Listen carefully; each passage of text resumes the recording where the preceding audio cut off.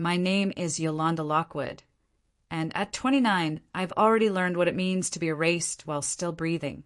I grew up as the forgotten youngest daughter of a powerful Sonoma wine family. Too quiet for my mother, too soft for my sister Evelyn, too ordinary to ever matter. While they built legacies, I built rooms. While they chased influence, I chased beauty in the small spaces no one else saw. I've spent my whole life being talked over, stepped past, and gently pushed aside, until the day I discovered just how far they were willing to go to keep me in the shadows. And if I'd known what that forged signature would cost all of us, I might have burned the house down first. The envelope looked official. Thick paper, embossed seal, real weight. "From county records," the delivery man said, handing it to me like it was a jury summons. Dorian was in the kitchen. I heard the dull click of his wine bottle opener. Noon. He'd been drinking earlier these days. Said it helped quiet the noise. I opened the envelope. My fingers froze, then twitched. A crisp sheet of legalese stared back at me. Notice of title transfer. Signatories, Dorian Keene. Yolanda Lockwood. Effective date, 21 days prior. No, I didn't sign anything. Not for this. I walked to the kitchen, held the paper out. "What the hell is this?" Dorian turned, casual. "Oh, it's just to simplify the paperwork. You signed it, remember?" "No, I don't. I never." "You were tired. That weekend you had the flu. You said, whatever you need, just sign it." He smiled. Too practiced. Too smooth. Something snapped in me. Not loud. More like a string giving way inside a violin. Quiet but irreversible. "Let me see the original." "It's with Evelyn's lawyer. She handled the filing for us. Saved us a bundle." Of course she did. Evelyn always knew where the cracks were and how to break them wider. I left the kitchen without saying another word. My breath shallow, my hands tingling. The law office reeked of lavender and power. Evelyn was waiting inside, legs crossed, arms open like I was an inconvenience she'd already forgiven. "Yolanda," she sighed, "don't overreact. This is standard restructuring. You have no idea how complicated taxes get after 30. She handed me a glossy folder. I flipped the page. There it was. My name. My signature. Except I didn't write it. "Your problem," Evelyn said, sipping iced espresso, "is that you've always thought nice and legal were the same thing." I stared at the page. My handwriting. But wrong. Slight slant, unnatural spacing. "You forged this. You'll need more than feelings in court, sweetheart." That night, I searched every drawer, every folder, every email. Nothing. No scanned copy. No record. My digital vault wiped. The safe in Dorian's office? Locked. Password changed. When I confronted him again, he just shrugged. "You're spiraling, Yoli. You're imagining things. Maybe talk to someone." One more gaslight, and I'd light the damn place myself. I called Eliza, my only friend not on Evelyn's payroll, a defense attorney who had once said, "Always keep the receipts, especially when you're not invited to the table." She came over with a portable scanner and a folder thicker than a divorce file. We worked through the night. "This signature's a ghost," she muttered. "No IP logs. No witness. Someone used power of attorney. I never signed one." "You did." She showed me a copy. "Last year, when your mom had her fall, you gave Evelyn access for medical emergencies. She never closed it. She used it to transfer the house." "Not just that." Eliza paused. "She used it to empty your business account too." I stared at the walls I'd painted myself, the crown molding I'd measured, the fireplace I'd restored brick by brick. All mine. Now theirs. "You know what scares people the most?" Eliza asked. "What?" "Women who stop apologizing." I didn't sleep that night. My phone buzzed once. Blocked number. I didn't answer. The voicemail came 5 minutes later. Short, raspy. They're not just after your house. That's not my signature, Yolanda whispered, just as her phone lit up with a blocked call that would change everything. The voicemail was 10 seconds. Low voice. Clipped tone. They're not just after your house. Click. I played it 5 times. Couldn't place the voice. Male. Calm. Almost rehearsed. The kind of calm that means danger's already been set in motion. At 2:12 a.m. I called Eliza.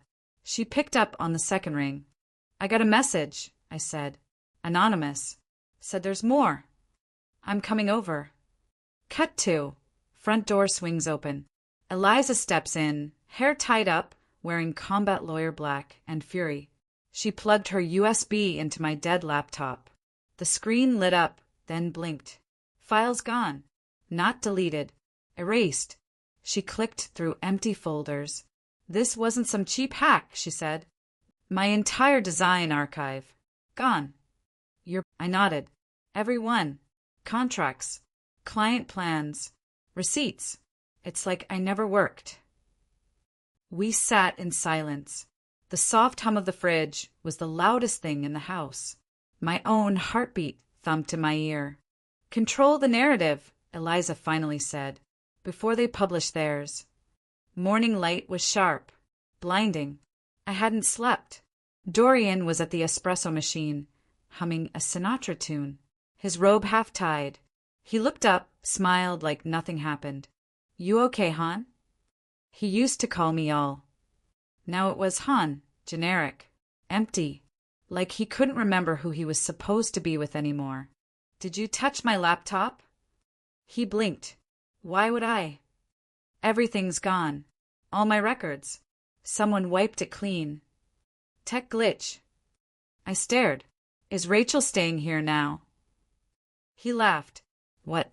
No. You're lying. He sipped. You've been paranoid for weeks.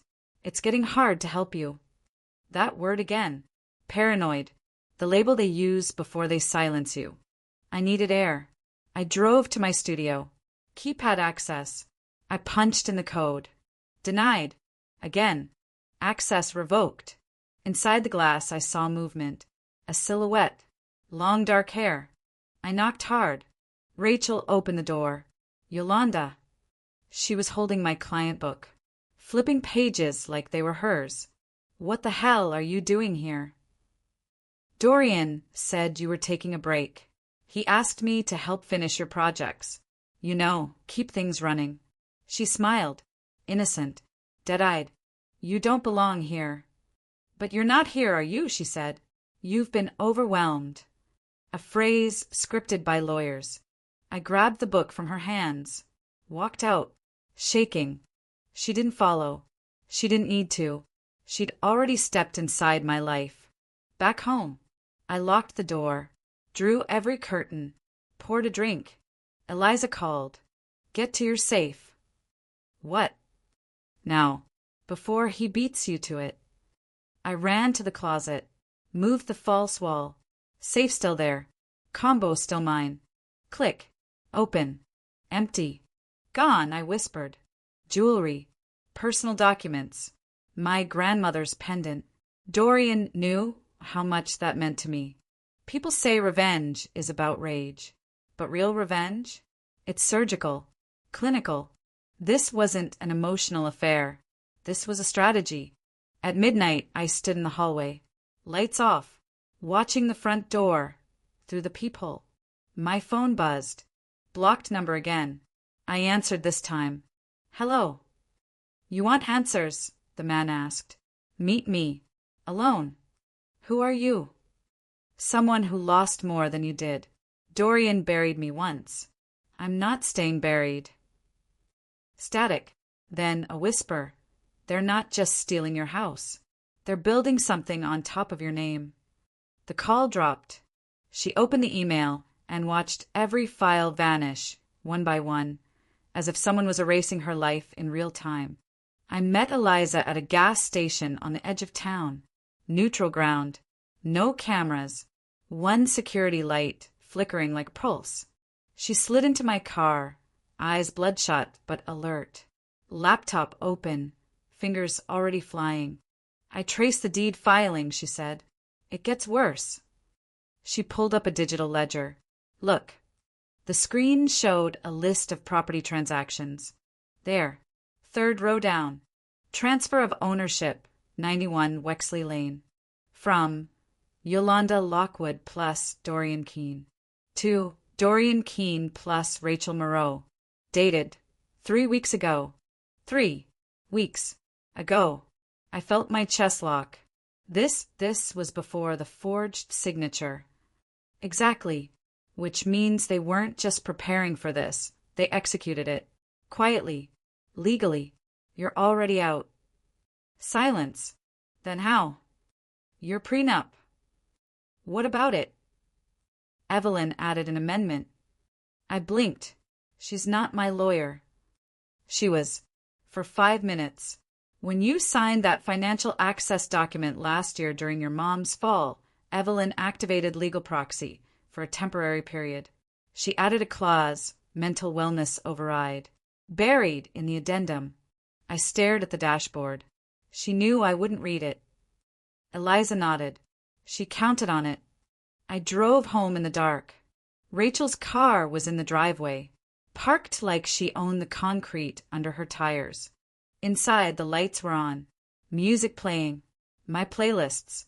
I stepped in. The scent of her perfume hit first. Vanilla, overpowering, cloying. My bedroom door was open.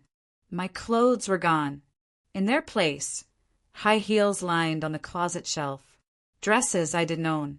Rachel walked out of the bathroom in a robe. Mine. Oh, you're back, she said, like I was the guest. I live here. She tilted her head. Do you? I didn't answer. I went straight to the office. Eliza's words pounding in my ears. She added a clause. They're building something on top of your name.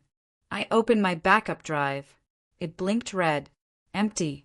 Then I saw the manila envelope, sitting dead center on the desk, like it wanted to be found. Inside, printouts, bank transfers, internal memos, project invoices, every single payment from my clients rerouted into a company I'd never heard of. RM Creative Holdings, LLC. Rachel Moreau, I whispered. She was listed as managing director, Dorian as silent partner. Every design job I'd billed in the last 6 months filtered through them, as if I'd never worked a day in my life. People say trust dies loud. A slap, a scream, a slam. Mine died silent, in a 12-point font, black ink, legal template. I met Evelyn at a downtown wine bar, public enough for witnesses, loud enough for secrets. She arrived late, all linen and diamonds, sat like a judge. I know everything, I said. She didn't blink. Do you? You used the emergency proxy to alter my prenup. You filed property transfers before I saw the documents, and you're trying to declare me unstable. She smiled. You've always been fragile. Say that again. To a court. I don't need to. Once your medical file leaks, the headlines will finish it. She sipped wine. No one trusts the erratic artist. They pity her, then forget her. You don't get to rewrite me. Yolanda!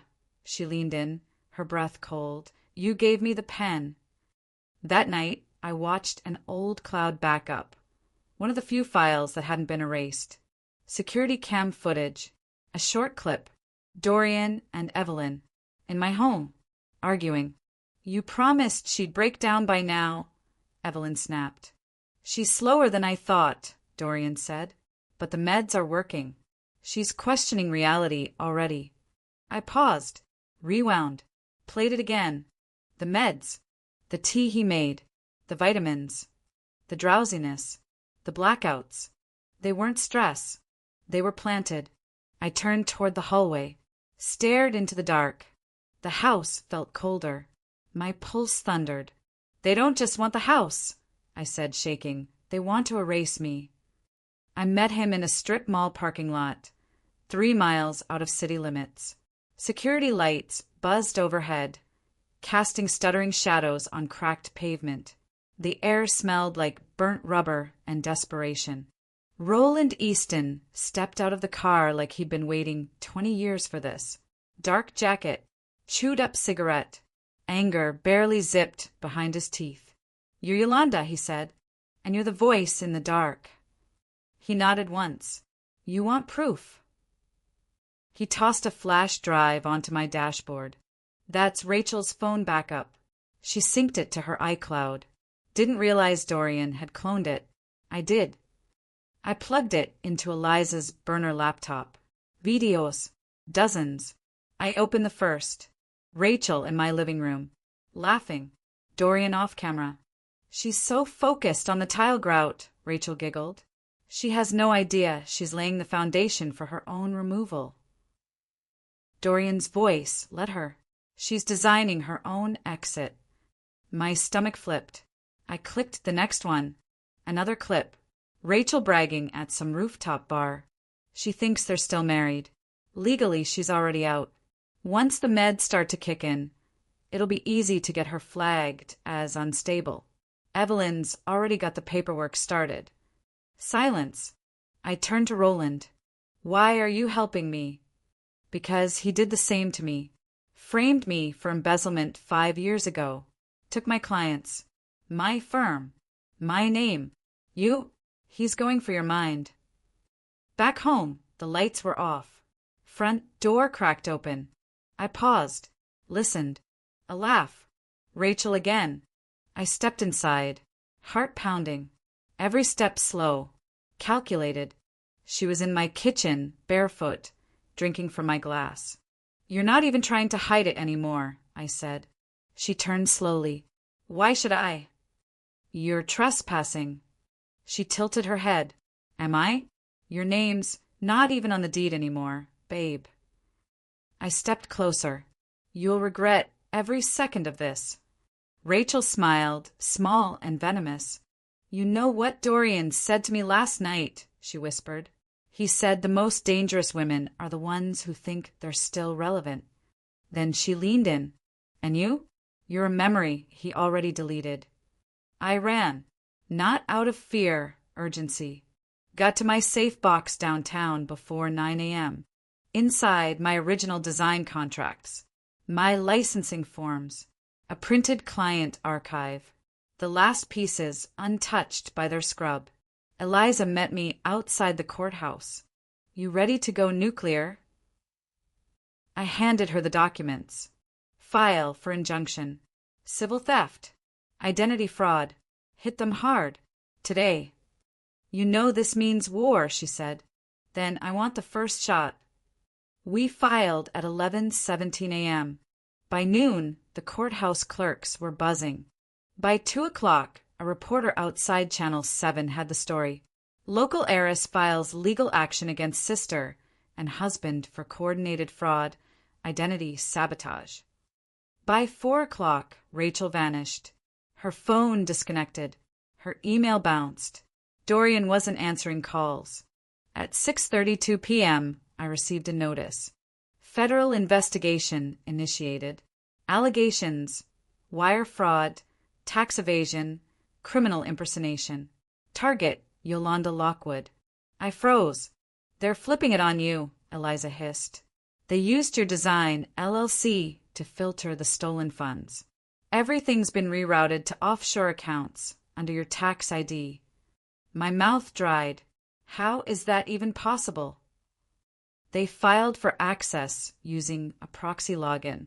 The same one Evelyn set up with your accountant last year. You trusted her." I locked myself in the bathroom. Stared at my reflection. Pale. Cracked lipstick. Bruise blooming under my left eye from walking into a doorknob 2 days ago. Or maybe not. "Power doesn't corrupt," I whispered. "It reveals." Then I smashed the mirror. 7 shards fell into the sink like teeth. I left the house with nothing but my burner phone and a portable drive. Drove until I hit the marina. Roland was already there. He handed me a prepaid sat phone and a slip of paper. "What's this?" Final insurance. Something Rachel didn't know I had. Where did you get it? He stared out at the ocean. Let's just say Dorian's past is uglier than his present. I made the call. Voice encrypted. One ring. Then authorization. I gave the phrase. A pause. Then, upload confirmed. Nationwide distribution. Set for 6 a.m. She doesn't live here anymore, Rachel smirks. And soon she won't exist at all. The marina wind cut like a blade. Salt. Diesel. The hum of boats rocking in their slips. Roland lit another cigarette and leaned on the railing like he was watching a war begin. Once you push this button, he said, there's no reverse. I don't need reverse, I told him. Only impact. He smirked. You sound like someone who finally understood the truth. Power doesn't disappear, it transfers. Cut scene. I pressed send. The encrypted file, the one I'd triggered with the phrase release it, began uploading into a nationwide whistleblower distribution network. 6 a.m. It would detonate. Roland watched me, then said, Hope you're ready to watch them burn. By morning, I wasn't ready. At 8:14 a.m., Eliza burst into my temporary hideout, a beach rental 2 towns away. She slammed her laptop on the table. Sit. Her voice was shaking, not from fury. She pulled up federal notices. My name highlighted in red. Multiple suspicious transfers from your design accounts, she said, all routed into offshore holding companies. And guess whose names show up as beneficiaries? Rachel, I said, and Dorian, and Evelyn. My throat tightened. They used my own business to commit fraud. They used your business to make you look like the criminal, Eliza corrected. Federal investigators think you set up the offshore structure. I gripped the table. Hard. I didn't even know how to spell half those financial terms. That's the point. People believe scandals that feel too complicated to challenge. She paused.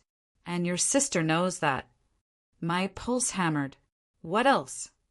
Eliza hesitated. They filed a mental wellness injunction again. New evidence. Medical notes from a doctor you've never met claiming you're unstable, dissociative, and prone to hallucinations. I have never seen that doctor. Your signature is on every form. I nearly laughed. It came out as a sound I didn't recognize, something between disbelief and a scream. My whole life, I whispered, I was treated like background noise, and now they want to erase the noise entirely. Eliza touched my arm. Then make yourself impossible to silence. Noon. Public ballroom at the Sonoma Grand Hotel. Press conference. Not mine, there's Dorian, Rachel, Evelyn. They stood on stage behind a podium labeled Community Integrity Coalition. A joke. Flashbulbs burst like gunshots. Reporters surged. My wife has been struggling mentally, Dorian said, voice full of crafted sorrow. We're praying for her recovery. A reporter shouted. Is it true she embezzled her own clients' funds? Evelyn stepped up. Smooth. Rehearsed. We've always tried to support Yolanda. Sometimes love means facing difficult truths. Another reporter. Why did she disappear? Rachel leaned forward, eyes glistening with fake concern. Because she knows what she's done. Cut scene. Eliza and I were watching a live stream from her car parked across the street. They're painting you as a con artist and a lunatic, she said, and they think you're too weak to respond. I wiped tears I didn't remember shedding. You know what my grandmother used to say. I murmured, when wolves circle you, stop running. Make them choke on the teeth they sharpened. Eliza nodded toward the hotel doors. Then let's go. Inside the ballroom, heat and perfume mixed like poison. Everyone turned when we entered. Dorian's face blanched. Evelyn's tightened. Rachel froze. I walked straight to the podium. Reporters swarmed like bees sensing blood. I leaned into the microphone. My husband, I said, is staging a performance. But the truth doesn't need choreography. Gasps. Dorian barked. Yolanda, this isn't the...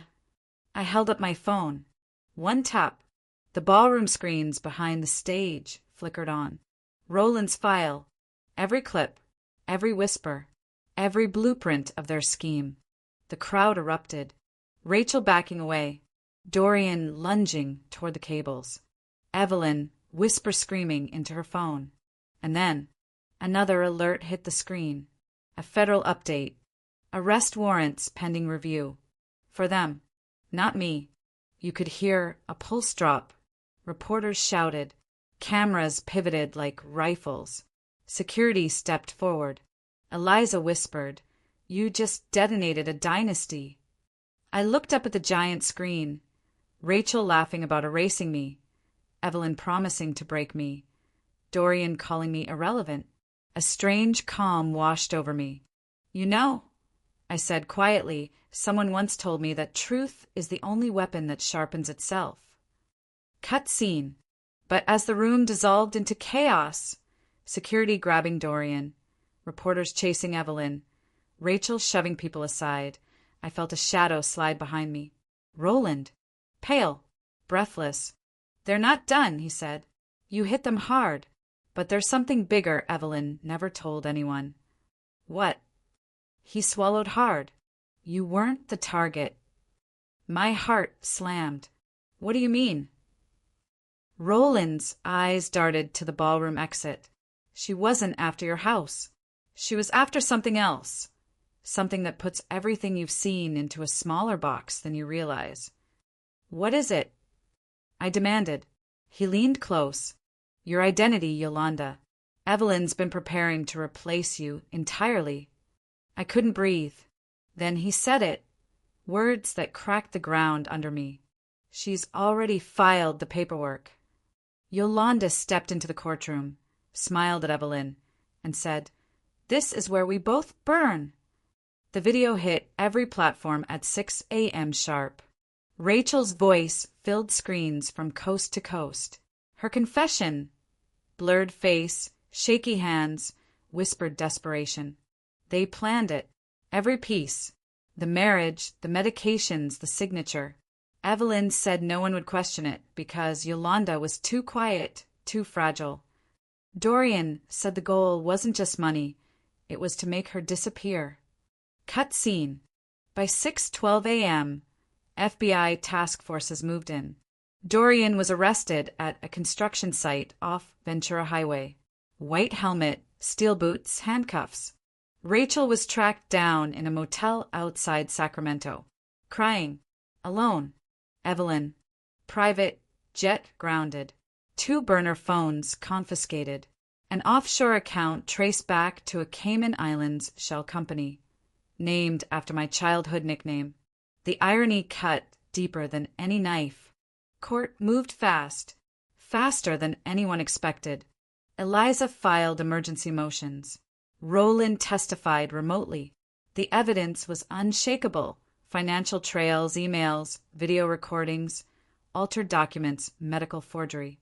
I stood in that courtroom, not as a victim, but as the witness to a crime that was intimate. A betrayal so close it wore my name. The first theft, I told the court, wasn't money. It was belief.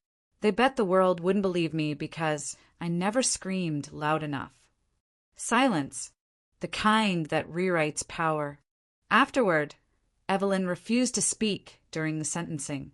Eyes dry, lips tight. Dorian pleaded for leniency. Rachel begged for immunity. None of them got it. 3 sentences. 3 futures collapsed. But me?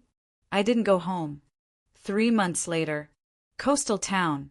Population under 4,000. I bought a small building on the corner of a quiet street. Used to be a florist. Now it's mine. The sign reads, Lockwood and Light. A boutique space, art, design, quiet. I live upstairs, cook my own meals, paint when the sky is soft enough. No more security cameras. No more shadows behind doors. Some nights I still flinch at blocked calls, but most nights I sleep. Eliza visits on Thursdays. She brings overpriced wine and better advice. "You won," she said once. I shrugged. Winning doesn't always feel like a prize. She looked around my new space, but survival does. I poured her another glass. "You know what Evelyn taught me?" I asked. "What?" "That sometimes the worst thing someone can do to you is make you believe they're necessary." A letter arrived last week. No return address. Inside a single line. "You were never meant to inherit the house. You were meant to outgrow it." I didn't cry. I smiled. Some inherit land. Some inherit legacy. I inherited a silence so loud it could level buildings. At sunset, I sat on the porch. Wind soft. Ocean folding into itself. Eliza leaned back, glass in hand. "If you could go back," she asked, "would you make the same call?" I didn't hesitate. "I made the only call I could," I said. "And I'd do it again,